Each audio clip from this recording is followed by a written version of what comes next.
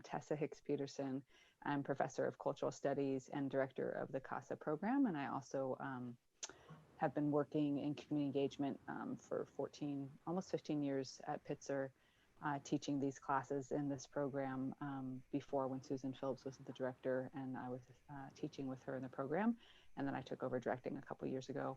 And I love this. I think it's like honestly the best thing, not only that Pitzer has to offer, that probably any college has to offer. I wish they had this when I was in college, because it's such a rich way to get very deep theoretical, intellectual, political knowledge about social change and strategies for social change, and understanding community and nonprofits and how they function, and the local area, that the region that we're in. But also the experiential, interactive part of it, where you really apply your understanding, your theories to solutions, and being a part of them, and being part of the action that organizations are working for towards social change in the community in really tangible ways. So every paper you write, everything you do in this class is towards the benefit not only of your own learning, but also community impact in the end.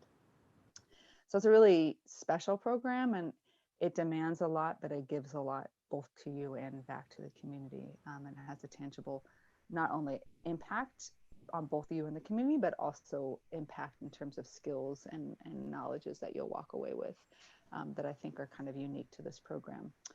So that's my spiel. And so let me just give an overview of the program more generally, which is that it was founded about 22 years ago, actually by my mentor, Lourdes Arguelles. She brought me into this work. And she was a professor at the time, looking at the fact that, a lot of the students at Pitzer didn't really know the surrounding area, and the surrounding area negotiates a lot of things that are very different than the world of our campus, right? So if you just go 10 to 15 minutes off campus in most any direction, you're going to find wildly different demographics, a diversity, especially in Ontario, where we're located, where it's majority Latinx community, majority immigrant community, Spanish speaking, and there's been a tremendous change in the demographics over time. So it's a region that's really shifting in race, class, ethnicity, language, and also priorities in politics. It was really conservative, and now it's becoming much more progressive. And the reason is because people from the community who've been impacted by a number of different issues of injustice have risen up and started their own organizations to fight back against injustice and trauma, and a lack of well-being, and a lack of access to resources, and are really fighting for creating the world that they want. And we've been really lucky enough to be with these organizations from the beginning. So within the last 12 years, there's been a tremendous amount of change since the last economic recession in 2008 and 9. And a lot of these organizations that we work with rose out of the ashes of that recession, and people really standing up and going, okay, we need to do something to support our community. So we work with 9 core community organization partners. And the reason we just work with 9 is because we go very deep and long with that work with them. So it's longitudinal and it's in depth. And we have our students work with them for a 125-hour internship over the course of the semester, plus the 2 courses. So I'll talk about the program in just a minute, but let me just finish talking about the overview of the structure, being about really wanting to connect communities to the campus for the joint collaborative work of social change, and the joint benefit of both of them. And the organizations are doing such tremendous work, but they're also usually small and kind of scrappy grassroots nonprofits. So our students become almost like part-time staff members for the semester at least. So they get really ingrained in the work in really meaningful ways. It's different than being a volunteer at United Way or another huge organization where you could just be like one of many clocking in and clocking out. These organizations really rely on the interns for the research and the work that we do with them. So that's a very unique opportunity, especially if you might be interested in working in the nonprofit world or getting to understand community change work. You get to be on the ground in a really unique way. So we work with these 9 organizations, and they work on different areas of social justice. So Starting Over is a transitional housing organization for formerly incarcerated and formerly homeless folks. And it is Black led and Black founded, and it serves primarily Black African American community members, mostly, like I said, formerly incarcerated. They have houses for men, for women, and also for families. And they also provide beyond the houses services of counseling and vocation, career support, and education, and all kinds of different support. But they also have another arm to the organization, which is called Riverside All of Us and None, which is a nonprofit effort across the country of formerly incarcerated people fighting for the rights of formerly incarcerated people. So they can do a little bit more political work, looking at policy, working on prison abolition, working on different kinds of activism.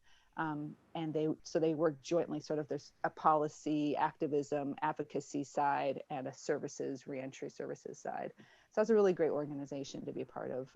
And they do tremendous work, and they're growing exponentially right now. Another organization is Huerta del Valle, and they are an urban farm community garden in Ontario. And actually, Pitzer faculty, past director of our program, Susan Phillips, is a co-founder of that organization, really with community members and students in the city of Ontario, looking at the needs of the community, which unfortunately there's really high rates of obesity and diabetes in the community. And a large part of that is a result of not having access to fresh fruit and vegetables that are organic and affordable. And so Huerta del Valle meets that need by getting folks access to free and low cost fruits and vegetables that are organic, that are in their neighborhood. And community members get to grow and partake in that process. So of course, even just the act of gardening is a health giving act and connecting community building act. But beyond that community building act, there's also food justice activism that happens and education that happens there. And it's been growing into such a huge effort. They have multiple sites across the Inland Empire with composting sites and a farmers training program where people get trained to be farmers and then get their own acres of land to farm, plus their primary garden that has a CSA and open markets and 60 families that each have their own plots.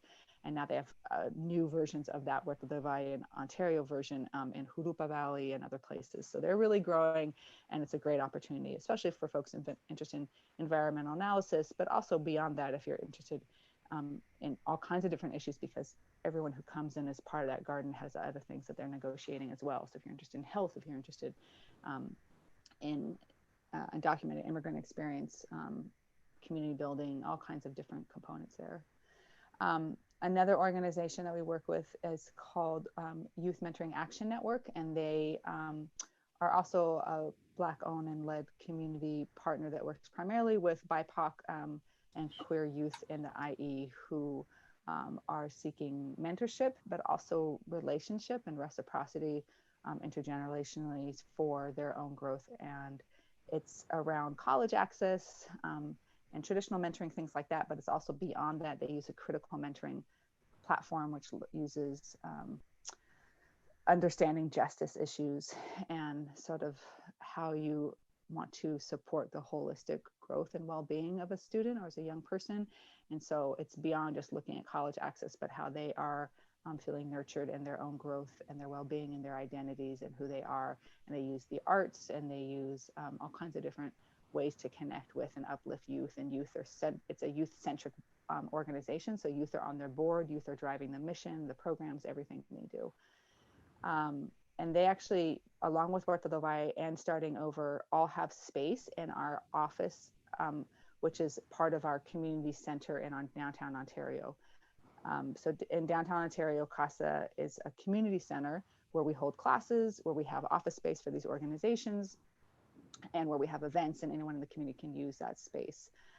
It's still unclear in spring if we'll be able to be there in person or not, and that remains to be seen. We have been online since last March with our classes, and even though it seems maybe like harder to do community engagement online, we've been really successful in doing so because, of course, the organizations we work with and the communities that they work with don't stop just because people are going online. The problems persist and the community persists. And so we continue doing the engagement with them, just all digitally. And so, of course, there's less human-to-human interaction, but to be honest, the work is so needed right now that it, in a larger picture, doesn't really matter that we don't always get that, but we get to and know that we're contributing in a really important time to the work that's being done. So the last organization that is in our place has office space in our Ontario Community Center is Malo, and it's a Tongan cultural community organization that really promotes the rights and the community and the experiences of Tongan community members, which there's a large Tongan population, Indigenous Asian Pacific Islander population in Ontario. And so it started as a very small family gathering organization and has blossomed into a nonprofit, and our students have like helped create its website and really help it gain its legs as a nonprofit. And they do a lot of education, outreach, census, political awareness, and cultural affirmation and cultural building work in the arts. So those are four of the organizations. We're just beginning to partner again with another organization that Pitzer's worked with for many years called the Pomona Economic Opportunity Center, which is a day labor center where folks can get support on their getting work as day laborers, many of whom are undocumented immigrant day laborers looking for work and working on their rights and issues of wage theft and knowing their rights, and also advocacy for bills and local and state and federal bills that relate to immigration reform and labor that will be supportive to them. There's two other organizations that work on issues of immigrant justice. One is ICIJ, which is Inland Coalition for Immigrant Justice, and the other one is IEIYC, which is Inland Empire Immigrant Youth Collective. And they both work on forwarding justice around immigration, which relates to health care for immigrants who may be undocumented, issues of DACA or rights to access to education and employment, supporting street vendors who do work as entrepreneurs who are oftentimes undocumented. They have a lot of different sectors of their work in terms of policy and advocacy and services and community organizing, and both of them work really beautifully in the community on these issues. Like I said, community-led. These are also led by systems impacted people who have faced the same challenges of being undocumented or been denied their rights as immigrants, and who lead the organization. IEIYC focuses in particular on youth, and oftentimes undocuqueer youth, and really uplifting and mentoring youth who are facing issues of immigrant injustice. WWRC is Warehouse Workers Resource Center, and they work with warehouse workers. So as you might know, we are in the region of the logistics industry. So we have Amazon, we have Walmart, we have all the big factories and warehouses, and the majority of goods that come into the United States get brought in to the LA or Long Beach ports and then brought into the Inland Empire. And that's where they go into warehouses and onto trains and trucks and often to the rest of the world to distribute all those Amazon Prime packages and everything else that people are ordering online. Of course, in that industry, there's a lot of exploitation of labor and exploitation of the environment, and it's a very contentious situation. So the Warehouse Workers Resource Center works to really support the rights of workers and their needs, and they have a lot of different efforts that they do in community organizing around those needs. So the organizations I just mentioned there, PEOC, WWRC, ICIJ, and IEIYC, all are housed in what's called the Justice Hub, which is a big building just a few blocks away from our building in Ontario. So we are really connected regionally, locally with each other with the work, and you can walk from one place to the next. Again, if you're local and if we are in class in person, otherwise everything is digital, so it doesn't even matter anyone's place, but just so you know the lay of the land. And finally, the last organization is Arts Area, and they really work to support artists in the region. The creative industries are not as robust in the Inland Empire as they are in LA and other places. So oftentimes artists to make a living have to go to Los Angeles or Chicago or New York to make a living. And so this is really about like uplifting and supporting them to make a living here in our region. And most of these artists are oftentimes folks of color or women or folks who don't have as much of an easy time getting in and supporting the arts industry to begin with. So this work is really important, and the arts area holds arts walks and events and all kinds of ways to support artists. And in our CASA space, we have a rotating gallery of local artists, really recognizing regional arts. So those are the 9 organizations. So I gave you a little bit of the history of the program, of how we work in collaboration with the organizations as a longitudinal basis, and then who the organizations are. So the actual program itself involves 2 classes. One of the classes is critical community studies, where you learn about the issues in the region that I just mentioned, all these different criminal, educational, immigrant justice issues, all the different topics that we're talking about. But you also learn about strategies for social change and movements and theories around that. I've been concentrating in my classes on transformative movement organizing and healing justice. Eric Steinman's going to be teaching it in the spring. He teaches another social movements class in sociology, so he might concentrate on other theories. So it's always changing how we focus on that, but it's really understanding the region and social movement, social change, community engagement work. And then the other class is the advanced research methods class. It's research methods for community change. And that's where you learn about how to do research that will be meaningful, impactful, and contributive to the community partners. So you learn, it's usually a qualitative research methods class. So interviews, focus groups, observation, engaging, and looking at archives, all kinds of different things. Sometimes we do GIS, sometimes students bring in their own statistical research knowledge, but it's really about gauging the stories and the narratives of the community members and seeing how we can uplift those through research.